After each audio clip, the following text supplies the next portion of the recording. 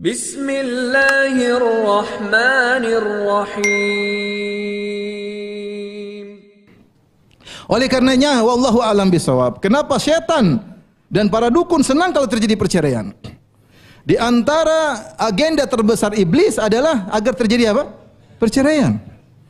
Dalam Sahih Muslim kata Nabi sallallahu alaihi wasallam, "Inna iblis wada'a arsyahu 'alal ma', tsumma yab'atsu sarayahu."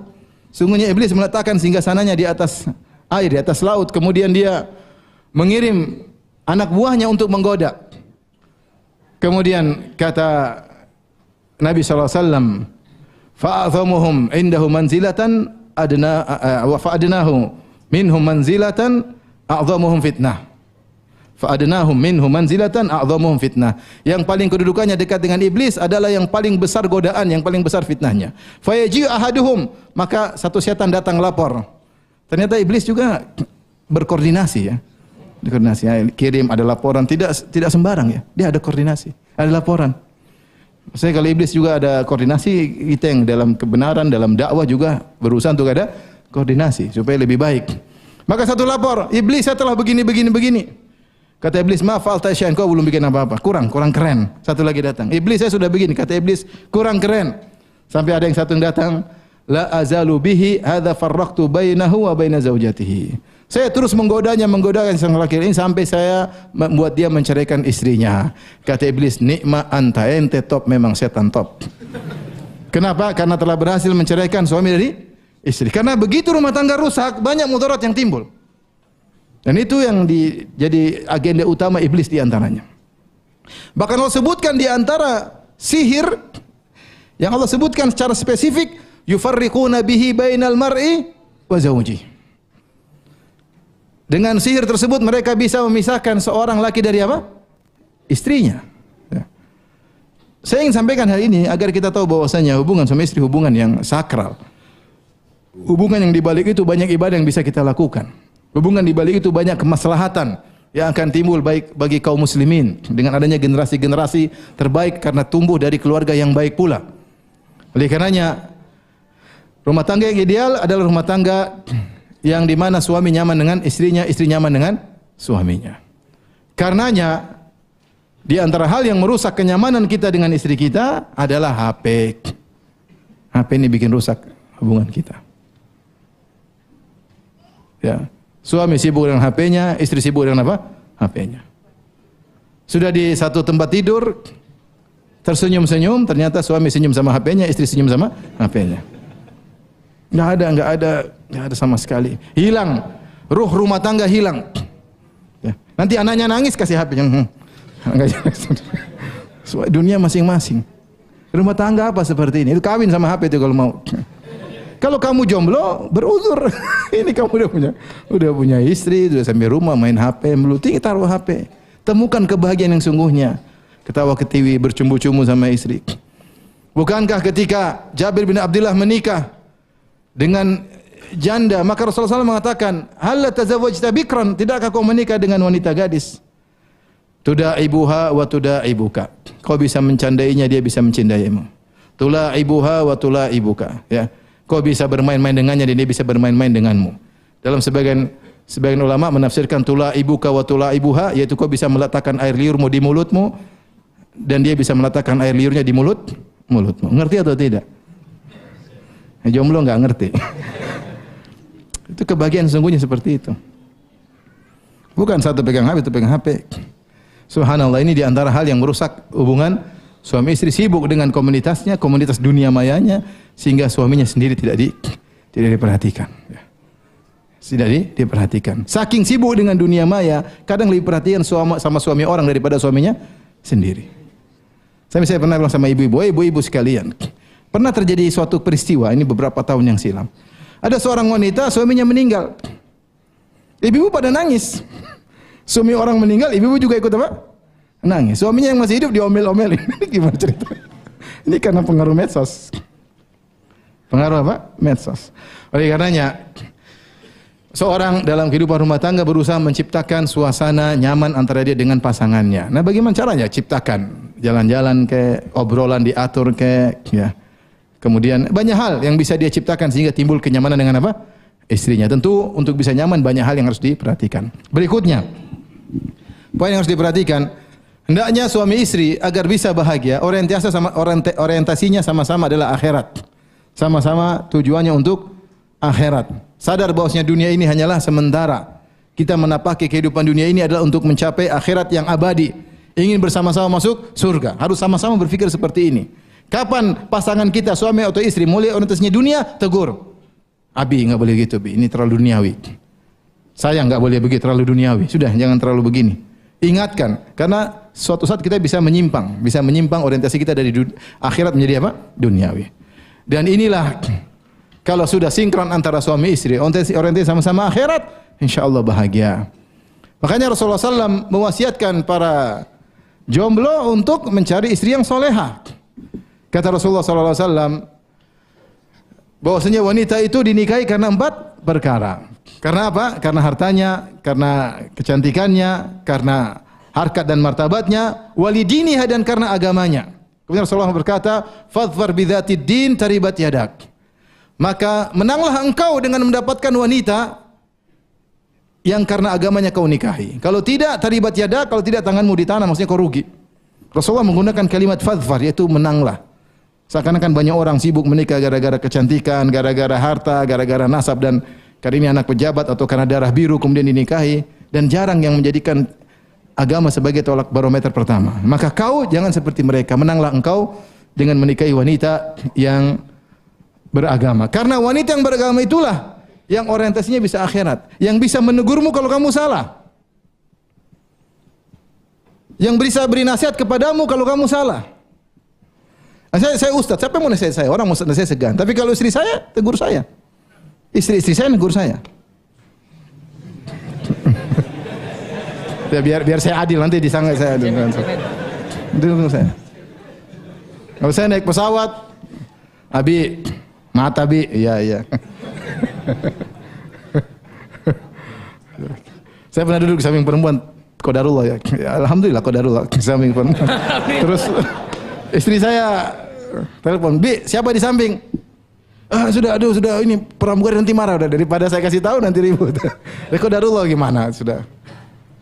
Selalu nasihat, hati-hati, tundukkan pandangan. Siapa yang nasihat? Kalau teman-teman menasihati saya malu. Ustaz, tundukkan pandangan, ya malu lah. Enggak enak kan? Tapi kalau istri, nah, tuh, hati-hati. Saya kadang marah, istri saya tegur. Abi kok marah? Kayak tidak beriman sama takdir. Terpukul sekali. Terpukul sekali. Masya Allah. Kalau marah itu tidak beriman. Itu tidak ada yang pernah bilang ke saya. Syekh, saya pun nggak pernah ngomong begitu. Ini ada syekhoh di rumah ngomong kayak gitu. Allah musta'an. Ustazah ya. Tidak, Abi marah-marah ke tidak beriman dengan takdir, ya sudahlah. Jadi mau saya, kalau kita dapat istri yang soleha, dialah yang sangat mungkin untuk menasihati kita. Tidak membiarkan kita kemudian terbawa dalam duniawi. Karena potensi kita untuk terjebak dengan dunia sangat besar. Saya tidak berbicara tentang awam, saya berbicara juga bahkan mungkin sebagian para dai, sebagian ahli ilmu terbawa dengan duniawi. Gaya hidup yang lebih keren, kemudian pembicaraan mulai tinggi, mulai macam-macam lah. Mulai benda-benda mahal, mulai tanpa sengaja dia terbawa. Mungkin dia ngisi di komunitas kaya, terbawa. Manusia lemah. Dia tidak bisa mengontrol hatinya. Terbawa. Nah, kalau kita punya istri soleha, apalagi istri-istri yang soleha, maka akan mudah menasihati. Jangan tersinggung ya. Baik. Jadi maksud saya ini penting, istri yang soleh. Yang sudah punya istri, usahakan istrinya soleha. Kata Nabi SAW, "Liyattakhidh ahadukum qalban syakiran wa lisanan dzakiran wa zawjatan tu'inuhu ala amril akhirah." Hendaknya salah seorang dari kalian menjadikan hatinya hati yang bersyukur, lisan yang suka berzikir, dan istri yang bantunya dalam urusan akhirat. Panggil istri, sayang, kita hidup cuma sebentar. Gak mungkin kita begini terus. Mau hidup masuk surga atau tidak? Ayo kita kerjasama. Ngomong sama istri. Ada bikin proyek antar kita dan istri. Proyek apa? Proyek sholat malam bareng kayak. Proyek ngurus anak yatim kayak. Gimana kita pelihara anak yatim? Insya Allah kau bantu saya, bantu. Ayo proyek akhirat sama istri. Ayo bikin pengajian di rumah. Ayo bikin pengajian di rumah. Kamu ngurusin saya ini. Bikin proyek akhirat antara suami dan istri, bisa kerjasama. Wa zaujatan tu'inuhu ala amril akhirah. Ini istri yang luar biasa yang bantu suaminya untuk urusan akhirat. Istri yang mengatakan, "Abang atau Abi, orang tua belum kau kirim uangnya. Bi, tetangga belum kau kasih kue kemarin. Bi, itu belum." Subhanallah. Senang kita ditegur sama istri. Bi, mata, hati-hati, jangan jelalatan mata. Insyaallah. Karena kadang-kadang repot kita. Saya misalnya pesawat misalnya di bagian depan. Kadang-kadang sebagian pramugari memang begitu pelayanannya. Bagaimana? Pakaiannya kurang senonoh. Kemudian istri saya bilang, "Tundukkan pandangan." Saya bilang nggak bisa kalau di sini. Nggak bisa jual tutup mata, susah, nggak bisa. Sudah qadarullah ini nggak bisa. Ya udah istighfar aja gimana pasti ya gimana serba salah. Tapi menakjubkan terkadang kita di pesawat ya mungkin ada sebagian wanita mereka ini sekedar keluar aja ya jadi intermezzo. Jadi kita lihat dia mungkin pakai pakaian tidak senonoh. Tapi ternyata ya mungkin itu tugas, mungkin dicari nafkah. Ya di antara mereka ada yang beribadah. Saya lihat sebagian pramugari Masya Allah sholat. Pernah saya terbang subuh dia sholat, subhanallah. Pakai mukena kemudian dia sholat tertutup. Sitar saya kebetulan sebelah sini kelihatan dia sholat, Masya Allah. Luar biasa ya. Pernah juga saya keluar, terus Ustaz, ada hamba Allah kirim salam buat Ustaz. Saya nggak minta nomor telepon, enggak, tenang aja. Tapi mau saya ternyata ya kadang-kadang dia karena pekerjaan dia begitu, artinya akhirnya kita pun susah untuk menundukkan pandangan karena kondisi seperti itu. Tapi mau saya, inilah istri yang soleha. Jadikan istri kita sama dia kerjasama untuk urusan akhirat. Disitulah kemudian rahmat Allah akan turun bagi keluarga kita. Kalau rahmat Allah sudah turun bagi keluarga kita akan berkah. Makanya Nabi SAW bersabda dalam hadisnya yang banyak di antara kita sudah menghafalnya, tinggal dipraktekkan. Kata Nabi SAW, "Rahimallahum ra'an qama minal lail fasalla." Semoga Allah merahmati seorang suami yang bangun di malam hari kemudian dia salat. Wa aiqadha ahlahu, kemudian dia bangunkan istrinya. Fasallat, kemudian istrinya juga ikut salat. Ya. Kalau istrinya tidak fa'in abad, kalau istrinya tidak mau bangun, nadhaha fi wajhiha alma, maka dia pun cipratkan air di wajah istrinya. Kata ulama ini dalil boleh maksa sedikit istri untuk bisa tekun beribadah, boleh. Karena bentuk mencipratkan air di wajah itu bentuk sedikit pemaksaan. Wa rahimallahu imra'atan, dan semoga Allah merahmati seorang wanita, subhanallah rahmat Allah turun kepadanya, apalagi rahmat tersebut di sepertiga malam yang terakhir, rahmat spesial turun kepadanya. Semoga Allah merahmati seorang wanita, qamat minal lail, dia bangun di malam hari, fa salat, kemudian salat malam. Wa aiqadhat ahlaha, kemudian dia bangunkan zaujah, dia bangunkan suaminya untuk salat, fa shalla, kemudian suaminya juga salat. Fa in aba, kalau ternyata suaminya tidak mau salat, nadhahat fi wajhihi alma, maka dia pun cipratkan air di wajah suaminya. Ini perlu kerjasama. Sayang, cintaku, my sweetie, my lovely, my apa lagi? My honey ya. Kita sepakat ya. Nanti jam 3 Abi bangunin ya.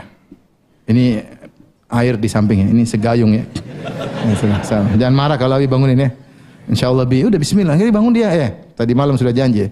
Dia bangun. Bangunkan. Ah enggak mau.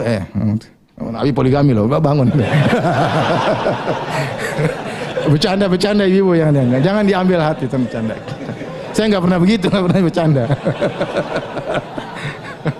Subhanallah.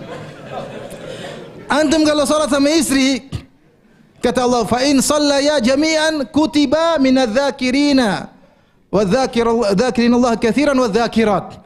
Kalau mereka salat bareng, maka kedua-duanya dicatat sebagai lelaki yang banyak ingat Allah dan perempuan yang banyak ingat Allah. Padahal mereka salat mungkin cuma sebentar.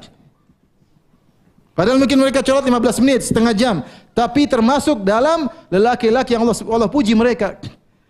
Wadz-dzakirin Allah katsiran wadz-dzakirat. Para lelaki yang banyak mengingat Allah dan para wanita yang banyak mengingat Allah dengan salat malam bersama. Ini kerjasama dalam ketaatan kepada Allah Subhanahu Wa Taala. Maka jebak diri kita dan istri kita untuk punya kegiatan yang ukhrawi. Tidak usah jauh-jauh, kita ayo kerjasama, kita ngurusi orang tua kita, ayo. Ayo Abi, ayo jenguk orang tua, ayo kita silaturahmi, ayo kita bikinkan makanan. Ini kerjasama, berbakti pada orang tua. Sebaliknya kita juga sama orang tua istri, ayo kita bantu bapakmu, ibumu, bantu keluargamu. Kerjasama. Atau kerjasama dalam memberi kue kepada tetangga. Banyak hal yang bisa kita kerjasama. Bukan kerjasama maksiat. Bibi, Korea bagus Bibi. Kemarin sampai sini Bibi, sedih.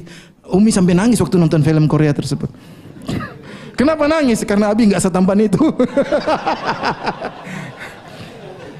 Nangis lihat punya suami model kayak begini. Ini kerjasama dalam maksiat. Bagaimana mau bahagia seperti ini? Ngajak istri nonton Korea, nonton film India, ngajak nonton bioskop rame-rame. Ya akhi, janganlah. Kasihan anak-anak, kasihan istri. Jangan kita rusak istri kita. Dan kita rusak anak-anak kita. Kalau nanti rusak sendiri deh. Jangan ngajak istri anak-anak rusak. Ngajak rame-rame sehingga akhirnya tidak ada rasa malu nonton bareng-bareng. Ini apa kerjasama dalam maksiat? Salah. Taib. Jadi harus orientasi sama-sama akhirat. Ya. Kita ingatkan istri kita bahwa dunia hanyalah sementara. Apa yang kita punyai kita gunakan untuk meraih surga yang tinggi. Dan itu perlu kerjasama. Maka sungguh bahagia saya lihat misalnya ada dua pasangan yang sama-sama baik, sama-sama saling kerjasama untuk bersedekah, luar biasa. Ini pasangan luar biasa.